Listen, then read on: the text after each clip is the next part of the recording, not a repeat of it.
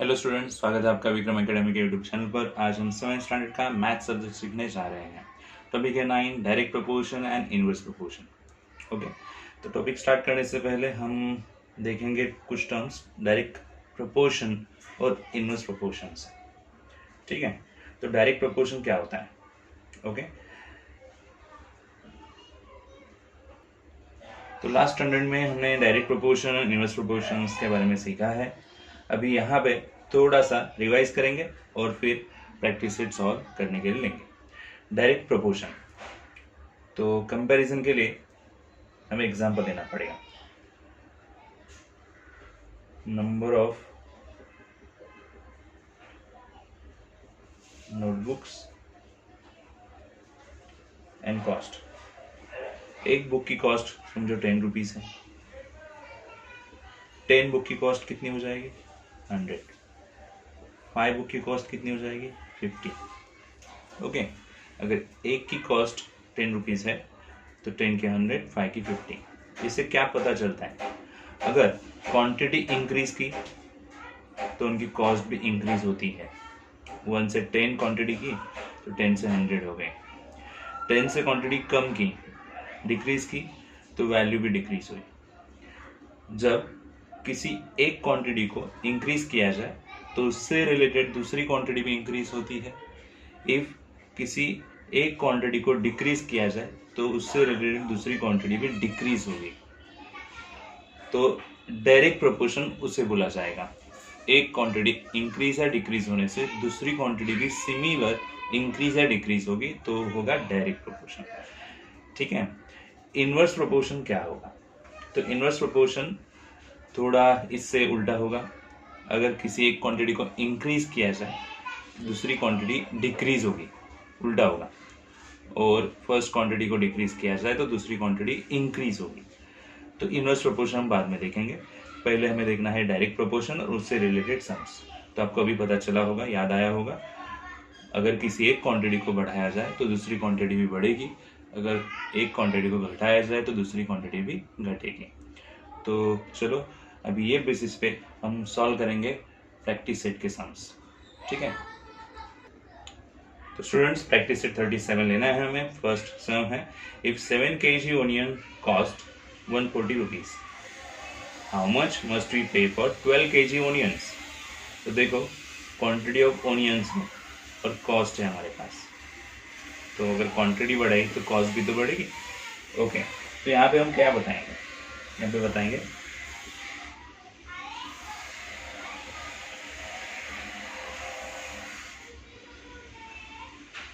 Quantity of onions KG में है, बराबर, एंड देयर कॉस्ट इनमें वेरी इन क्या है? इनमें direct proportion.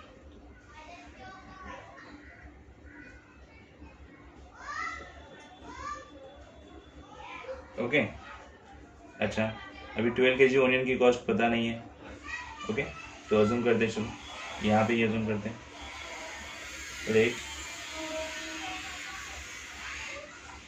let's assume that cost of 12 kg onions be ₹X। Okay, तो यहाँ पे भी quantity of onions and there cost, इनका डायरेक्ट प्रोपोर्शन बताया गया है। ओके, तो पहले क्वांटिटी देखेंगे और फिर कॉस्ट देखेंगे। 7 kg क्वांटिटी है तो रुपीज़ कितना है? 140। 7 kg एंड 140, और 12 kg अगर क्वांटिटी ले लिया तो वैल्यू x है। ओके, तो इस तरह से अरेंजमेंट हो गया, रेशियोज में दिखाएंगे। ओके, 7/140, 12/x इक्वल दिखाएंगे। अभी क्रॉस मल्टीप्लाई करेंगे, या फिर आप डिवाइड भी कर सकते हो। 7 on the 7, 7 2 14, 20। तो यहाँ पे मिलेंगे 1/20 एंड 12/x। क्रॉस मल्टीप्लाई करेंगे तो x आ जाएंगे इस साइड में एंड 20 जाएंगे ये साइड में, मल्टीप्लिकेटिव फॉर्म में। और फिर हमें बताना है आंसर जो मल्टीप्लाई करके मिलेगा। क्या मिलेगा? x इज इक्वल टू 240 बराबर। तो x यानी 12 kg ओनियन की कॉस्ट हो जाएगी। तो इसलिए हम बोलेंगे क्या?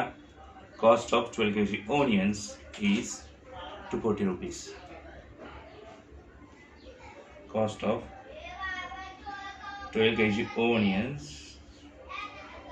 is ₹240 rupees.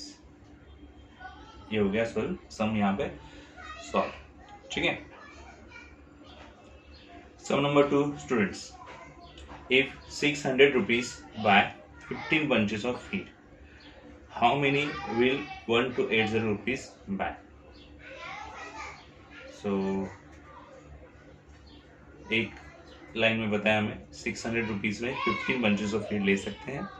तो 1280 रुपीज अगर हमारे पास है तो कितने bunches ऑफ फीड हम ले पाएंगे? तो चलो अज्यूम करते हैं। लेट्स अज्यूम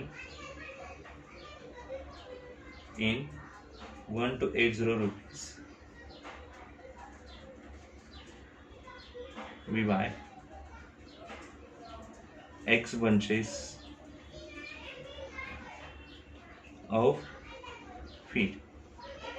ओके, तो देखो डायरेक्ट वेरिएशन है या नहीं, डायरेक्ट प्रोपोर्शन है या नहीं। 600 में 15 बंचेस बनेंगे, रुपीस बढ़ाएंगे तो क्वांटिटी भी तो ज़्यादा मिलेगी।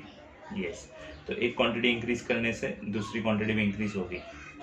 ओके, इट मीन्स ये डायरेक्ट प्रोपोर्शन है। तो यहाँ पे लिखेंगे cost of feed and bunches of feed vary in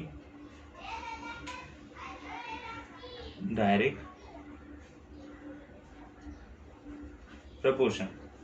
इसका मतलब क्या? कॉस्ट और क्वांटिटी फ्रैक्शन में बताइए। 600/15 इज इक्वल टू, यहाँ पे ले 1280 और उसकी cost x rupees. Okay fine. अब 15 से डिवाइड करेंगे, यहाँ पे 15 4 60, 40 आ गए। तो 40/1 एंड 1280/x। ठीक है, क्रॉस मल्टीप्लाई करेंगे तो 40 इंटू एक्स हो जाएंगे एंड 1280 इंटू 1 यानी 1280 लिखेंगे तो भी चलेगा। सो ना 40 इंटू में है, अगर ये यहाँ पे लेके आए ए साइड में तो डिवाइड हो जाएंगे, तो फिर डिवाइड करना पड़ेगा। तो 0 ऐसे ही चले गए। 4 से डिवाइड करेंगे, 4 का टेबल यूज़ करो। 4 3 12 and 4 2 32। So x is equal to 32 मिलेंगे। x क्या है हमारे लिए? कितने बंचेस ऑफ फीड लिए, बराबर। So we can buy 32 bunches of feed in 1280 rupees. Answer मिल गया। ओके, लिख के लो आप अपने बुक में। Students, question number 3, sum number 3। For 9 cows 13 kg 500 gram of food supplement are required every day। 9 cows के लिए इतना फूड सप्लीमेंट लग रहा है। In the same proportion how much will be needed for 12 cows। Okay, तो कितना food supplement लगेगा वो हजम करेंगे आगे। Let's assume that 12 cows need X food supplement।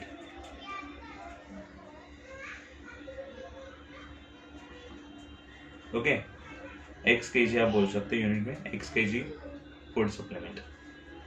Okay, अभी नंबर ऑफ काउस इंक्रीज किए तो उनको लगने वाला फूड सप्लीमेंट भी इंक्रीज ही होगा। मतलब वन क्वांटिटी इंक्रीज हो रही है तो दूसरी भी इंक्रीज ही होगी। तो डायरेक्ट प्रपोर्शन है। सो ये क्या बोलेंगे हम, the number of cows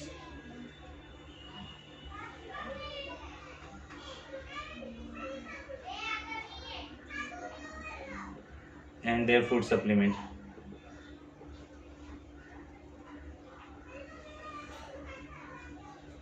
Vary in direct proportion. Okay yes, तो क्वांटिटी और फूड सप्लीमेंट इनका यहाँ पे रेशो दिखाएंगे 9/13 kg 500 ग्राम्स मतलब 13,500 ग्राम्स ऐसे बताएंगे। ओके 13 kg 500 ग्राम्स, तो इसे कन्वर्ट करके लेना पड़ेगा 13,500 ग्राम्स, तो हम भी ग्राम में ही आंसर ढूंढेंगे पहले, ठीक है। x ग्राम ऑफ फूड्स, तो यहाँ पे पहले काउस, नंबर ऑफ काउस और फिर कितना फूड लेगा x, 9 से डिवाइड करेंगे, 9 1 9, ओके 9 5 40, सो बचे 1/1500, 12/x, क्रॉस मल्टीप्लाई करेंगे 1 इंटू एक्स, एक्स बनेगा 12 इंटू 1500, कितना आएंगे हम यहाँ पे लिखेंगे, ठीक है। सो मल्टीप्लाई करना है, सो कितना ग्राम्स आएगा 18,000 ग्राम्स, तो आप 18 kg भी बोल सकते हो। Okay so 12 cows need 18 kg of food supplement. Okay चलो आप लिख के लो अपने बुक में। Student, sum number 4. The cost of 12 quintals of soybean is 36,000 rupees. How much will 8 quintal cost? Okay, तो पहले assume कर दें, let's 8 quintals soybean, the cost at rupees x. Okay, तो कॉस्ट x रुपीज अज्यूम किया, तो quantity कम हुआ है तो प्राइस भी तो कम होगा, कॉस्ट भी तो कम होगा। Yes, quantity of soybean and there cost very in direct proportion, ठीक है। तो फिर क्वांटिटी 12 और कॉस्ट 36,000, रेशो क्या क्रिएट करेंगे, दूसरा रेशो क्या आएगा यहाँ पे 8 क्विंटल का x के साथ, तो क्वांटिटी पहले और कॉस्ट बाद में, तो 12 से डिवाइड करेंगे, 12 3 36, 3,000, 1/3000 मिले, 8/x मिले, क्रॉस मल्टीप्लाई करेंगे तो x इंटू 1x, और ये फ्रैक्शन से a डिनोमिनेटर से इधर, सो कितना आंसर मिलना चाहिए, 8 3 24 और 3 zeros, तो हम बोलेंगे 8 क्विंटल सोयाबीन की कॉस्ट कितनी होगी 24,000, सो 8 क्विंटल सोयाबीन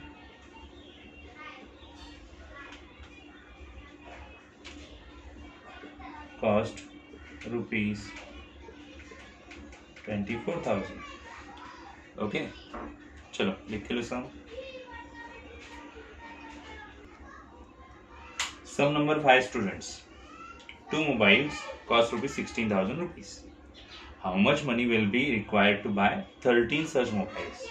तो 13 मोबाइल की कॉस्ट फाइंड आउट करनी है, 2 मोबाइल की कॉस्ट ये है, let's assume cost of 13 mobiles be rupees x. Okay तो यहाँ पे क्वांटिटी इंक्रीज हुए, देखो 2 मोबाइल से कितने मोबाइल्स हो गए 13, तो वैल्यू भी तो बढ़ेगी। सो एक वैल्यू इंक्रीज होती है तो दूसरी वैल्यू भी इंक्रीज होगी, तो ये डायरेक्ट वेरिएशन, डायरेक्ट प्रपोर्शन हो जाएगा। यहाँ पे हम वही लिखेंगे। Okay, so number of mobiles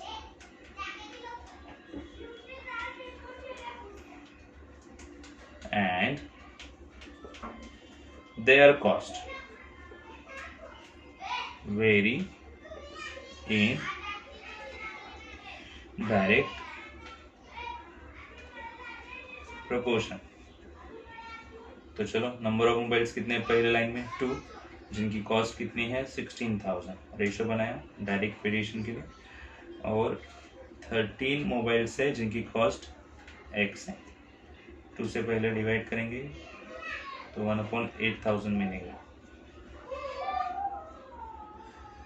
13/x, cross multiply करेंगे x इंटू 1 x हो जाएंगे, एंड 13 इंटू 8,000 डिनोमिनेटर ये साइड में आके मल्टीप्लाई हो गए। 13 8 सा करना है। ओके, 30 एज इट इज, 8 से मल्टीप्लाई करते हैं, 8 3 24, कैरी 2, 8 1 8 एंड 2 10। सो x की वैल्यू इतनी है, यानी x बताता है 13 मोबाइल्स की cost. So cost of 13 mobiles is rupees 1,04,000। Okay, तो स्टूडेंट्स यहाँ पे 5 सम्स हमने सॉल्व किए प्रैक्टिस सेट 37 और ये प्रैक्टिस सेट पूरा होता है। ठीक है, अभी ये वीडियो में एक ही प्रैक्टिस सेट हम सॉल्व कर दिया है। ठीक है, अभी हम मिलेंगे नेक्स्ट वीडियो में, तब तक के लिए गुड बाय, टेक केयर।